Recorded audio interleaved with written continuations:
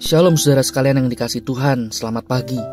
Saudara bersyukur untuk segala kebaikan Tuhan di dalam kehidupan kita, di mana Ia selalu menopang kita, menolong kita.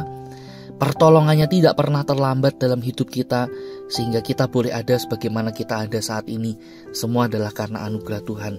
Saudara, mari di dalam kesempatan ini kita bersama-sama akan membaca merenungkan firman-Nya. Namun sebelumnya mari kita berdoa. Bapa di dalam surga, kami mengucap syukur untuk segala kebaikan-Mu, untuk kasih setia-Mu yang sungguh nyata di dalam kehidupan kami.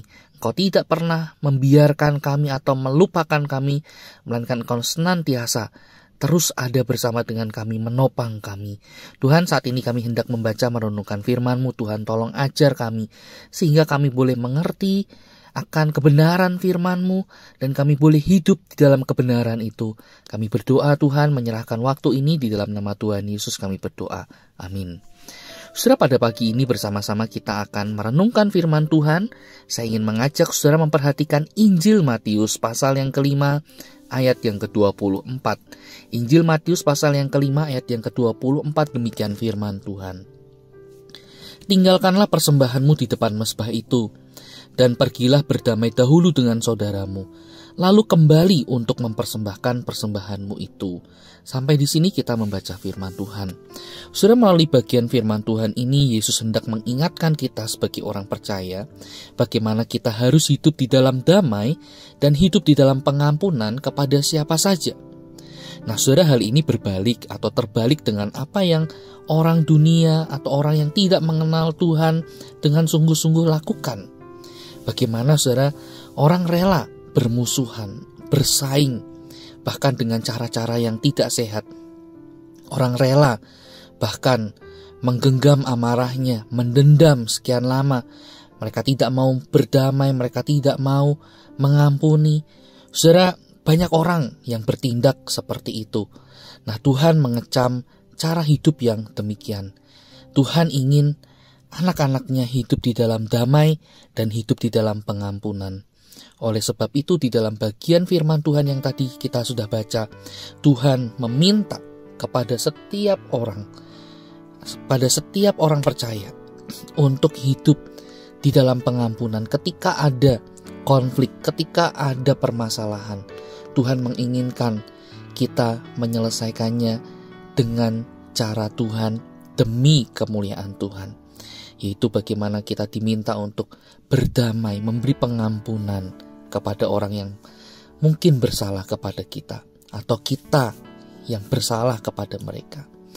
Nah, saudara, Tuhan Yesus ingin kita menunjukkan kasih yang sudah Ia nyatakan juga kepada kita.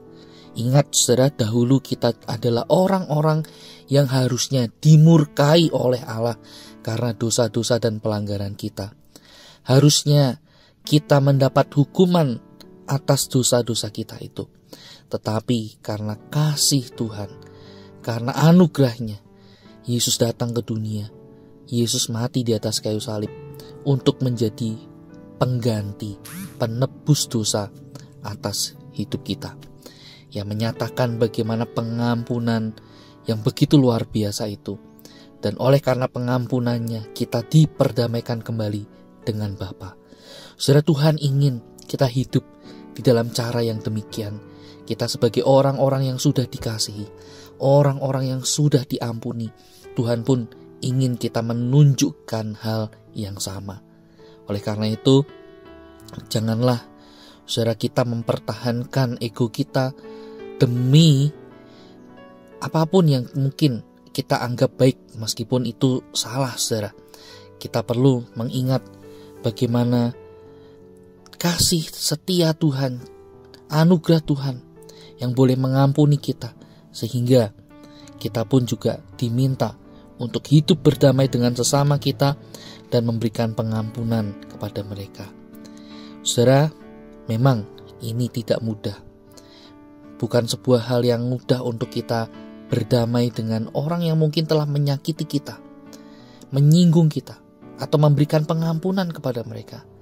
Tetapi percayalah, ketika kita mau bersandar kepada kasih Tuhan, kita mau belajar untuk mengikuti teladannya, kita akan dimampukan. Allah Roh Kudus akan menolong kita untuk kita hidup di dalam perdamaian dan hidup di dalam pengampunan.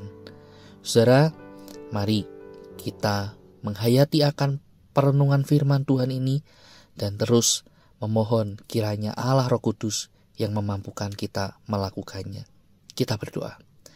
Bapa, kami mengucap syukur untuk firman-Mu yang boleh mengingatkan kami pagi ini, dan kami mohon kiranya Engkau sendiri yang terus memampukan kami untuk menghidupinya hari lepas hari.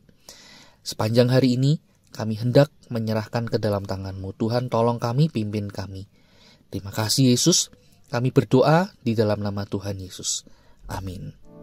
Selamat pagi, Tuhan Yesus memberkati kita.